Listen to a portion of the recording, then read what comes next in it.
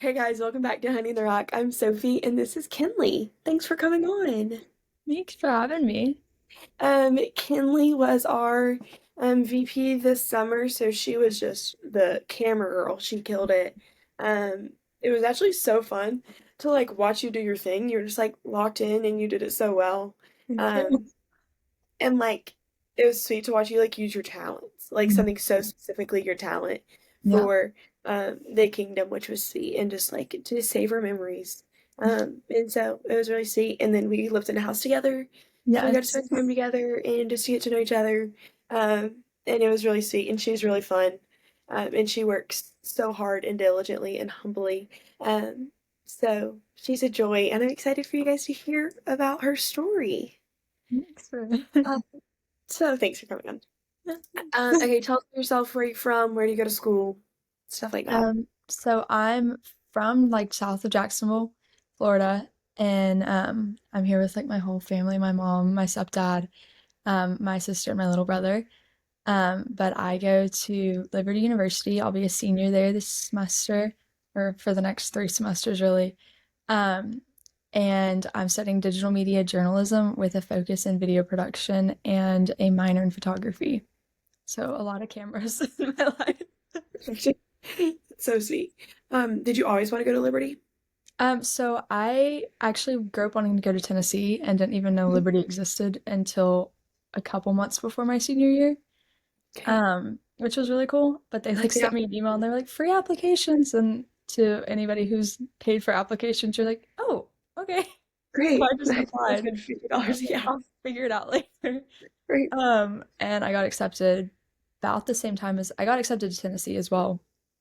And then I like started diving into like what their programs were and Yeah, realizing that like with Tennessee, like I could do the program I wanted, but it would be a lot of like watching from afar and not a lot of hands-on. right. Versus Liberty, we work directly with ESPN. So like I've already gotten to work ESPN shows and like experience real control rooms, real scenarios that Great. hopefully I'll get to do in the real world. But Yeah, that's so it's cool. been really Like, cool. that's incredible. Like, you're actually the coolest person I know. That's awesome. Okay, sweet. You can dive into your testimony. You can start wherever. Okay. I'll start with the beginning. Um, Yes. but I was fortunate enough to be blessed, or fortunate enough to be born into a Christian family. My dad worked in ministry, and he was kind of like the behind the scenes pastor that you don't really see, but the Yep. church could not run without. Um, Right. and so that was my dad, and then my mom's been a teacher my whole life. And so I grew up being like that kid that was always at the church. Like it'd be Thursday morning, and I'm like running in circles around the office. Right. Like that was me. And so like I knew the church really well and like the church knew me really well. And so I was blessed for like the first 7 years of my life to um be involved really like a lot. Um and so when I was 7 years old, my dad got diagnosed with cancer. I've like vividly remember the whole thing of like how it happened and where we were and all that stuff. But he ended up being diagnosed with it's called testicular germ cell cancer. And so his had spread up to like his, I think it was his lungs, his liver, like a bunch of major organs that you need. Um, and so when they diagnosed him, they're like, oh, like, don't worry, like, it's a 90% curable cancer. Most people, like, don't even really have to fight this more than a year. Like, no problems, no concern on their part. Yeah. Um, However, my dad, we joked that he was like special and that his body just didn't do things normally, Right. which we kept saying over and over again, like, this is not the time to be special, this is the time to be normal. But um, his body just did not react to any of the treatments that they did. They did stem cell transplants and all sorts of things across like 5 or 6 states he went to. Yeah. And so during that time, though, me and my sister lived with our grandparents, and it was not my favorite year ever because my grandpa also suffered a brain injury that year. And so he went from being like full 100% to like 40, 50% really quickly.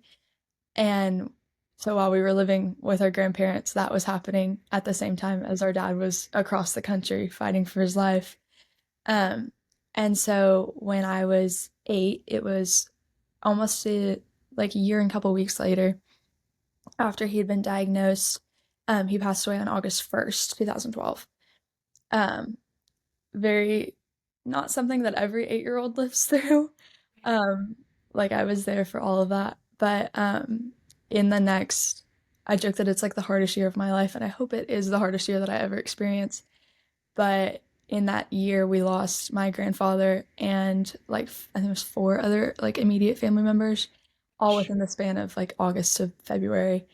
And so as an 8-year-old, I kind of took on this role of like, okay, I'm gonna protect my sister who she was 2 days away from turning 5 when my dad passed away. Um, so she was really little and really innocent. I was like, I need to protect her from the world, or I thought I Right. could. Right.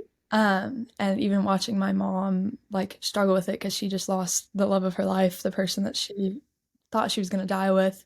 Right. Um, And so now she's a single mom who's got to figure all this out with 2 little girls.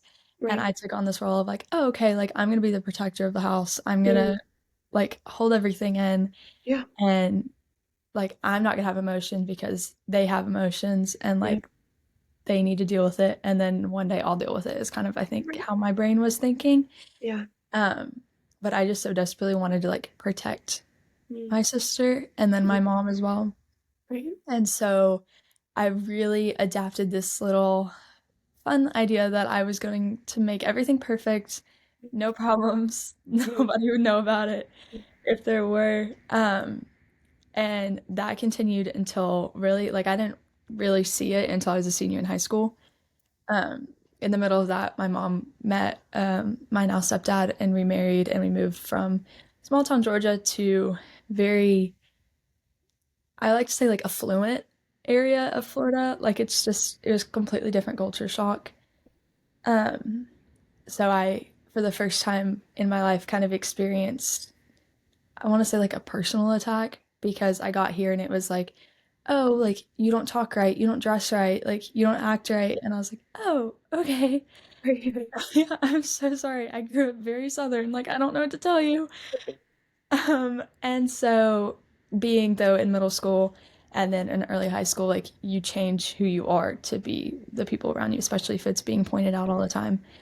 And so I really was like, okay, like I'm going to just become them, and I really did. Like I lost a lot of my accent because it was really really strong when I got here, and completely changed how I dressed, how I acted.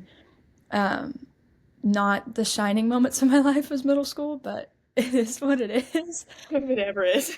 I don't think anybody's had a good middle school.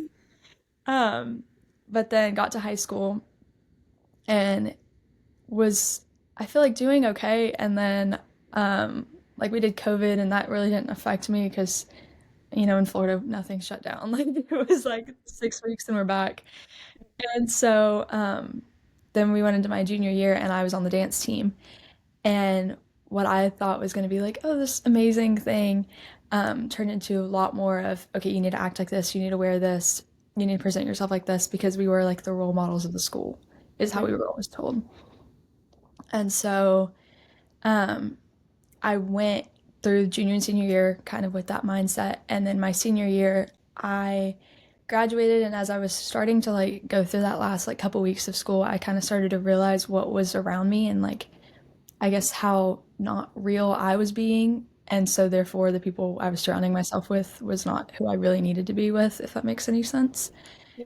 Um, and then I got to my senior year of camp, and I will vividly remember this forever and ever and ever. I had the most incredible leader, and I have gotten to keep up with him since then, which is really Mhm. cool.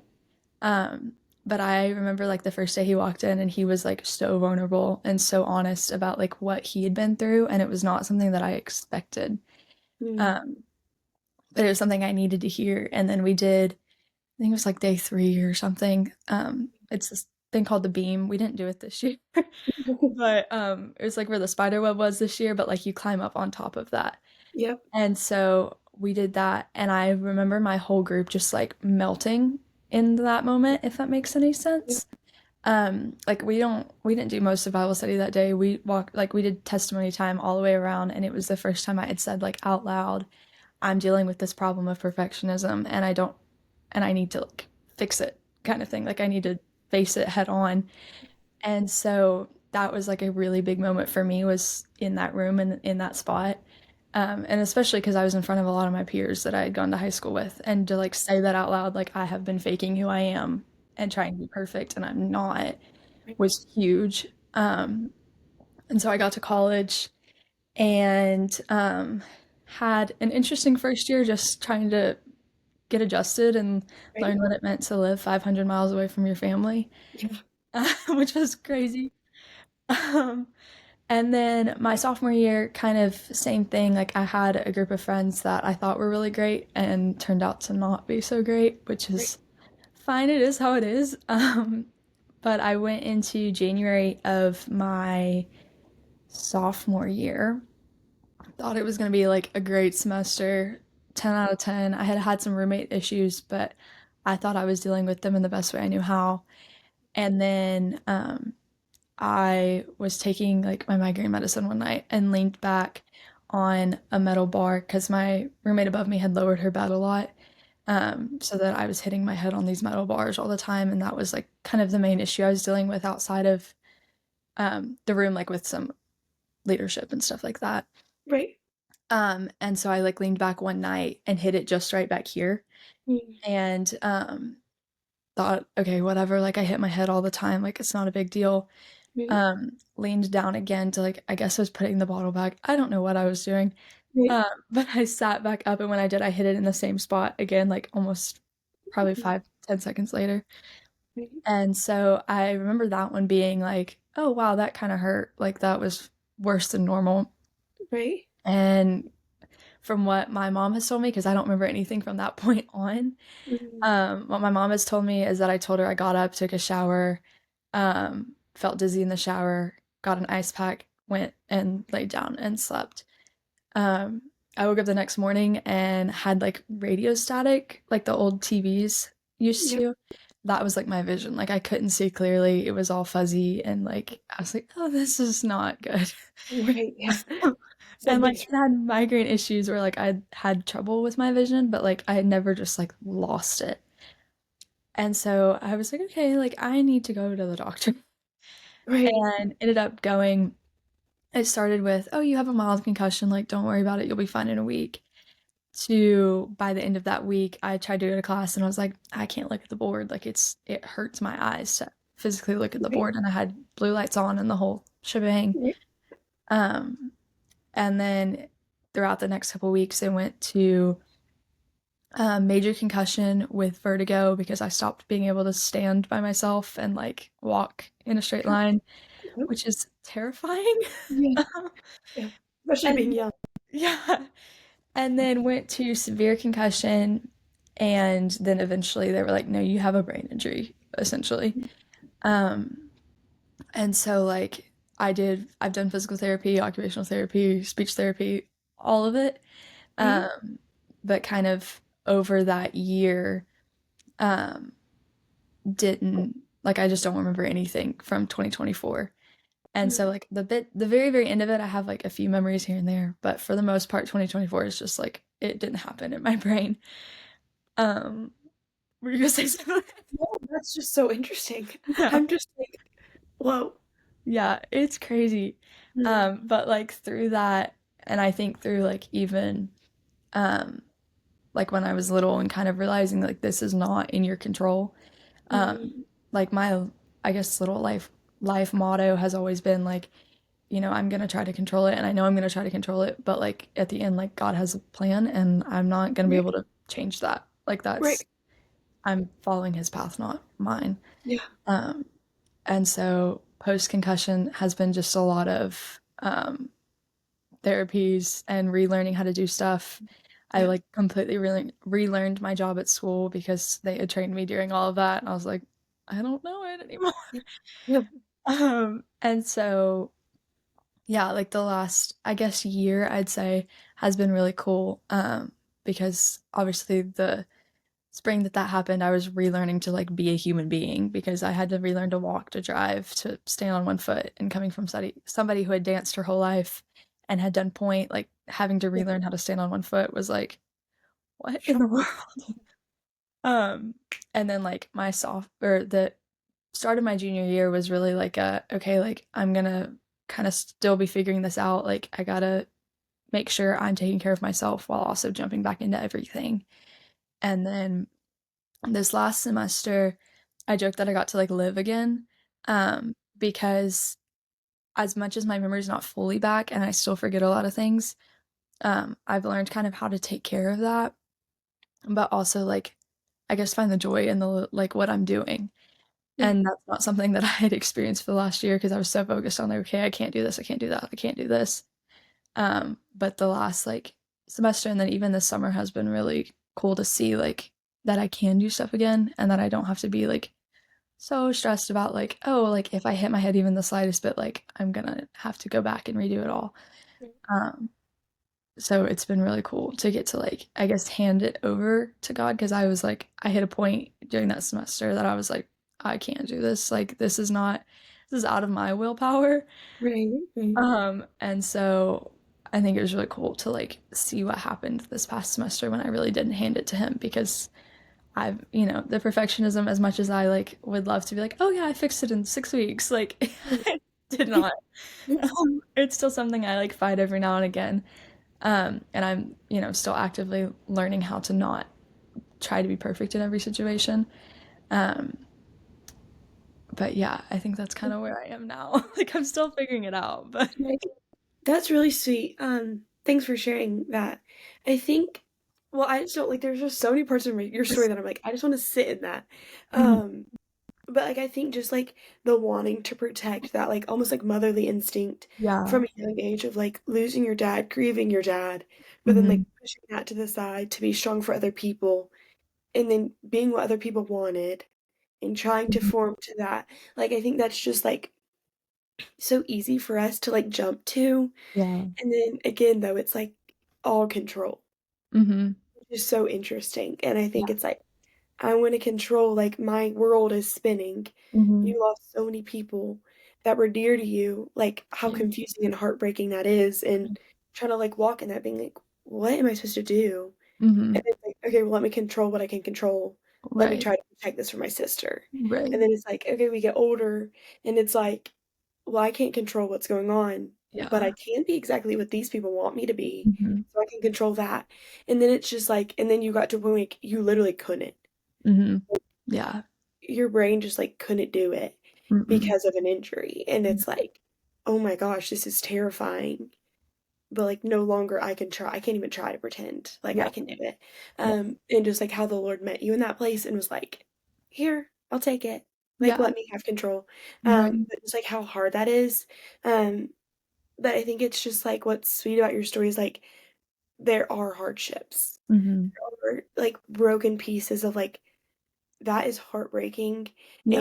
And there's so many questions of like, well, why and why and why. But I think what's really sweet is like where you are and how I see you and how Mhm. people that do life with you see you is like you just like love the Lord.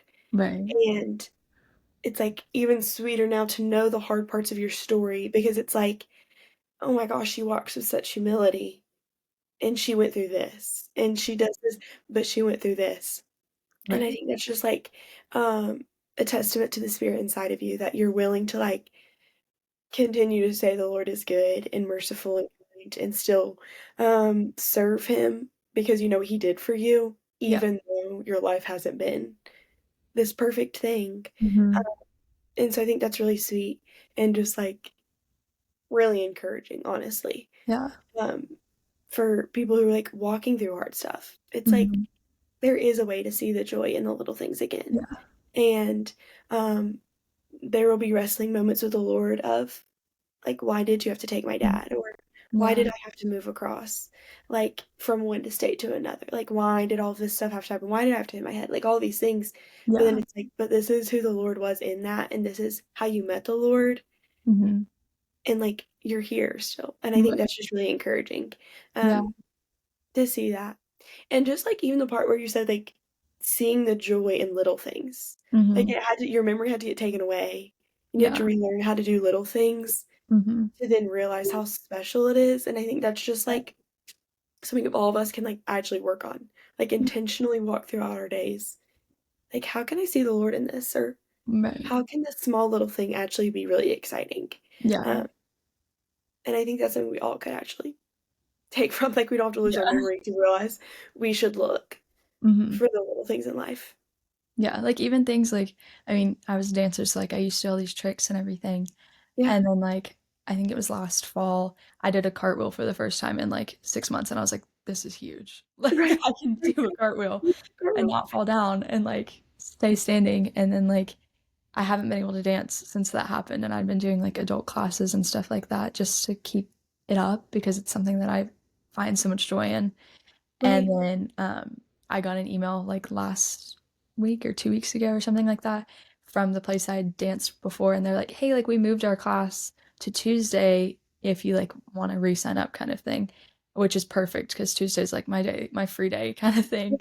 So, like, Yeah. just the joy in, like, knowing that, like, this semester I'm going to be able to dance again for the first time in almost a year and a half, and, like, that's Yeah. huge. And, Right. like but that's so small, but it's, like, for me, like, it was like, "Wow, this is so cool," like, Yes. I'm getting there, if that makes Right. sense. Yes. That's actually so exciting, and Yeah. just to, like, like, see the joy in that Mhm. again. Wait, Yeah. that's really fun. Yeah. That's awesome. Um, I think that's just, like, so sweet, and then even, like, seeing you, like, do your job this summer, and you're Mhm. like, "I'm excited for this because I'm gonna, like, remember these things." Yeah.